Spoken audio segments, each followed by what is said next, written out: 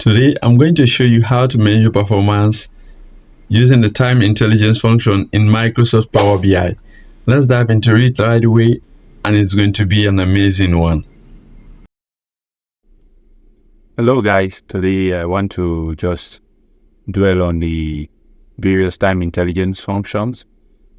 These are the 12 time intelligence functions that we normally use frequently in order to evaluate our business performance, and they are very much important. And first of all, we want to dwell on them, and by using a particular technique called the DAX, which is a data analytics expression, which is a inbuilt language in Power BI that we can use to do our various calculations. Now, for this tutorial purpose, I don't want to waste much of your time. I'm going to calculate only this first four, and you can use the same technique to calculate the remaining 8. So let's dive into it. I'll use the second page. Now, for the second page, you can see we have current month to date, previous month to date, same period last year. And for this page, you are seeing this particular first section of the dashboard is what I have just indicated here. But first of all, before we start doing this calculation, you can check my previous video to know how to import data into Power BI. And now we have imported the data into Power BI, and we are seeing this is sample data that we are using. It entails the order ID, the order date, the category, and the sales. Now, these are the columns that are in the particular data. There's a table, the order table, and we want to do the calculation right away. Now, we have to use this particular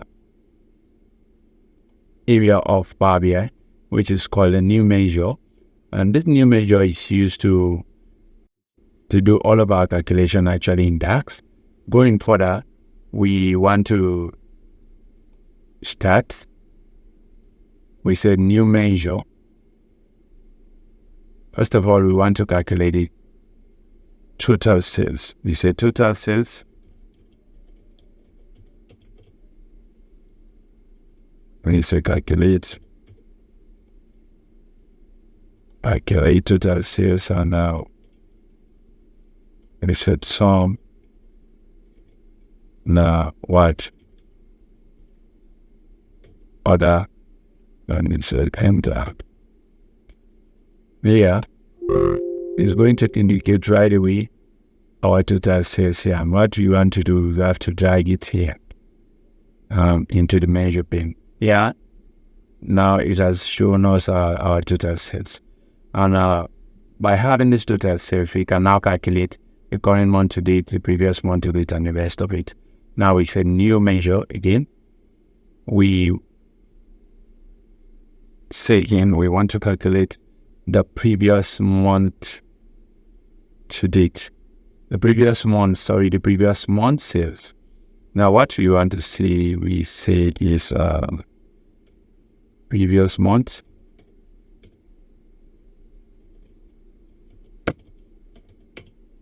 You said calculate. Now we said total sales. And now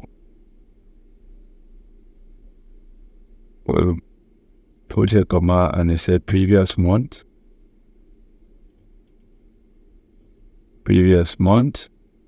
And we say date.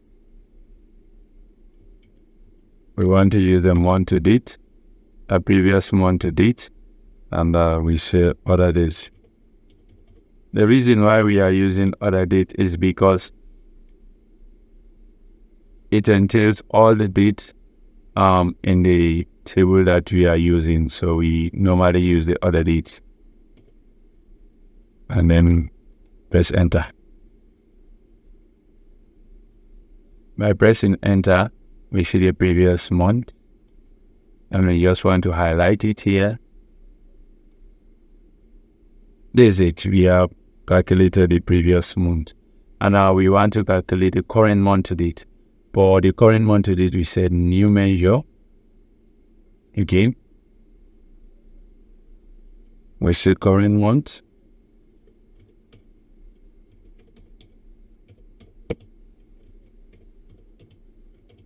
We said calculate.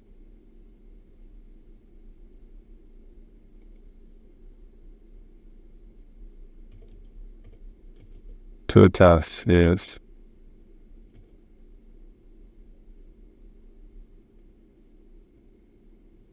Sorry, total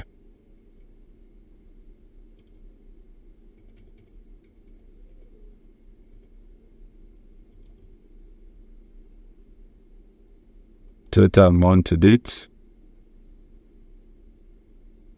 of total sales.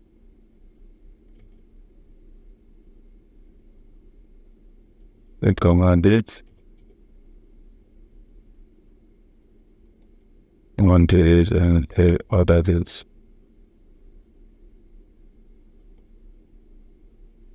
Pressing enter. We have got the current month to date. Current month to date. This entails the sales that we have made from the first of this month to the end of this month. There's the current month to date sales. And for here, we are going to check the previous month to date. To calculate the previous month to date, we are going to check both the current month to date and the previous month to date. But the moment we add these two together, we have the previous month to date. Because when we say the previous month to date is the sales for last month and the sales for this month. Now we say new measure again. We said previous month to date.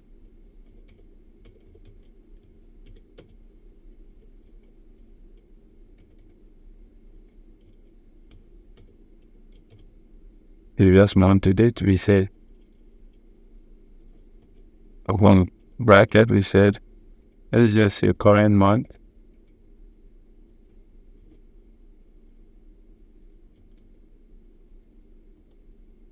Thus,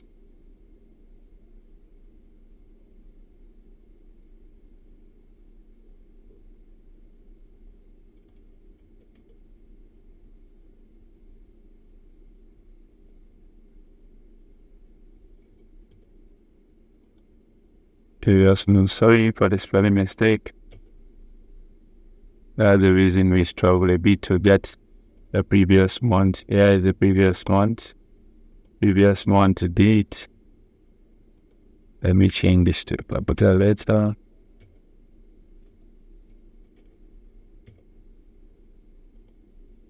You see we have a previous month to date.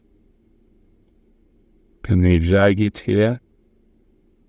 We have previous month. So we see here we want to calculate the same period last year. And to calculate the same period last year, we just have to do new measure again.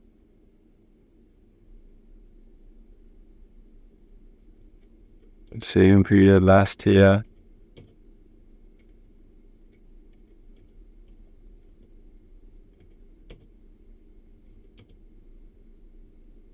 Month to date. Same period last time, month to date. I say calculate.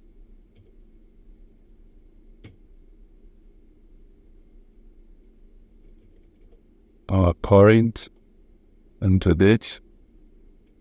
And last year's same period last year.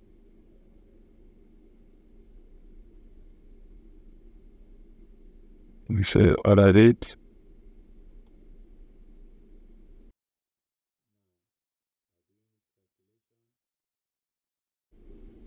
Now, by doing this calculation, we are going to have same period last year. And we drag it here.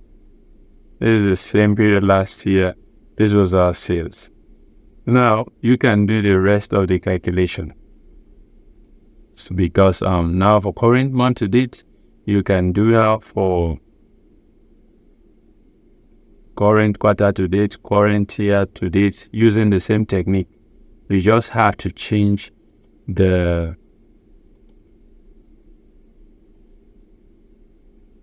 technique a bit. For current month to date, here you are seeing month to date, you just change it to quarter to date. What I mean here is this. For this session, you are seeing the darks. It indicates month to date, and here again it indicates date month to date. So for quarter to date, you just have to change this section of the darks measure. So I think that's it. That's what we have for today. I hope you understand and you are okay with these darks measures now in order to do your calculation. Thank you once more.